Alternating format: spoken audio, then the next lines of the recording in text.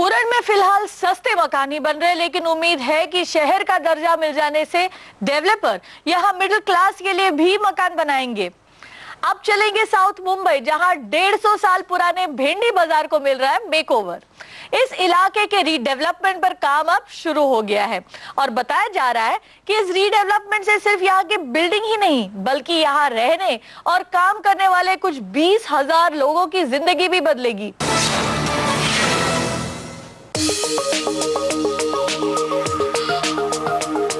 South Mumbai के सबसे पुराने और भीड़ से भरे इलाकों में से एक भेंडी बाजार के रीडेवलपमेंट पर काम शुरू हो गया है। इन टूटी फूटी बिल्डिंग में रहने वाले कुछ 20,000 लोग कई सालों से ये सपना देख रहे थे।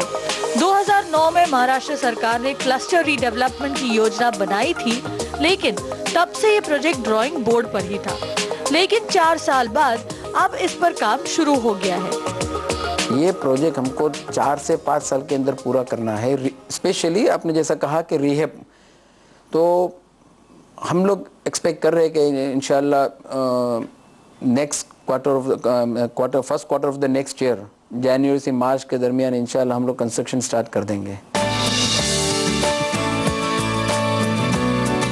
16.5 एकड़ में फैले इस इलाके के रीडेवलपमेंट का जिम्मा सैफी बुरहानी अपलिफ्टमेंट ट्रस्ट या SBUT ने उठाया है। ट्रस्ट ने रीडेवलपमेंट के लिए इलाके को 9 क्लस्टर में बांटा है, जहां 25 टावर बनेंगे जो 15 से 60 मंजिल के होंगे। ये नए टावर 250 से 5 मंजिल वाली बिल्डिंग की जगह लेगी। यहाँ करीब 3,000 से कुछ ज्यादा मकान हैं। इस इलाके में कुछ 1250 बिजनेस भी है, जिनके लिए टावर में रोड फेसिंग कमर्शियल स्पेस बनेगा। फिलहाल यहाँ के रहने वालों के लिए ट्रांजिट होम्स बना है और कुछ 1250 परिवार वहाँ शिफ्ट भी कर गए हैं।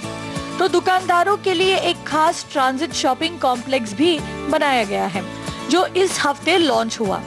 रीडेवलपमेंट के लिए SBUT ने प्रॉपर्टी कंसल्टेंट नाइट फ्रैंक के साथ टाई अप किया है, जो प्रोजेक्ट के लिए तकनीकी और फाइनेंशियल पार्टनर का चुनाव करेंगे। ऑफर डॉक्यूमेंट के मुताबिक इस प्रोजेक्ट के डेवलपमेंट में पार्टनर बनने के लिए एप्लीकेंट के पास रियल एस्टेट में 15 साल का ट्रैक रिकॉर्ड होना चाहिए। साथ ही रीडेवलपमेंट प्रोजेक्ट का एक्सपीरियंस जरूरी है। एप्लीकेंट का नेटवर्थ कम से कम 1000 करोड़ रुपए होना जरूरी है और सिर्फ रियल एस्टेट के धंधे में सालाना 500 करोड़ रुपए का टर्नओवर होना चाहिए।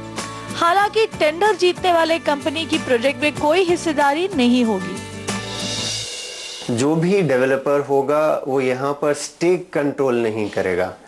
सारे का सारा जो प्रोजेक्ट है और जो पर्पस है, वो पर्पस है लोगों की स्टैंडर्ड ऑफ लिविंग को इम्प्रूव करने का, और उसके लिए जो कॉस्ट इसमें जा रही है, डेवलपर आके वो सारी कॉस्ट बेयर करेगा और उसके बदले वो कॉस्ट निकालेगा अपने फ्री सेल अपार्टमेंट्स में। और ये वंस अगेन ट्रस्ट के लिए no profit no loss project रहेगा। बिड क्लोज होने में अब भी वक्त है, पर जानकारों का अनुमान है कि Godrej properties, Tata reality, Tata housing, L&T reality जैसे कॉर्पोरेट रियलिटी कंपनीज और लोड़ा और हीरा नंदानी जैसे मुंबई के रियलिटी मार्केट के मजे हुए खिलाड़ियों के साथ साथ NBCC और SG कॉर्प जैसी नामी कंस्ट्रक्शन कंपनियां भी इस प्रोजेक्ट के लिए बोली लगा सकते हैं।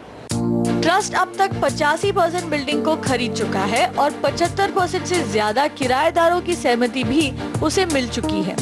17 बिल्डिंग तो गिराई भी जा चुकी है। भोरी मोहल्ला के नाम से मशहूर भेंडी बाजार अपने शॉपिंग और स्ट्रीट फूड के लिए भी जाना जाता है और ट्रस्ट का दावा है कि वो ये पहचान बनाए रखेंगे। भेंडी बाजार रीडेवलपमेंट में कई ऐसी बातें हो रही है जो देश ही नहीं बल्कि दुनिया भर में शायद पहली बार हो रही हो। जैसे यहाँ के दुकानों के लिए एक अलग बिल्डिंग बनाया गया है, जहाँ पर वो अपनी बिजनेस जारी रख पाए जब यहाँ पर डेवलपमेंट शुरू होगा। दरअसल इस प्रोजेक्ट के साइज और कॉम्प्लेक्सिटी के चलते दुनिया भर के अर्बन प्लानर्स की नज़र इस पर है, और अगर ये रीडेवलपमेंट प्रोजेक्ट कामयाब होता है तो देश के दूसरे ऐसे कंजेस्टेड इलाकों के लिए ये रीडेवलपमेंट का एक मिसाल बन सकता है।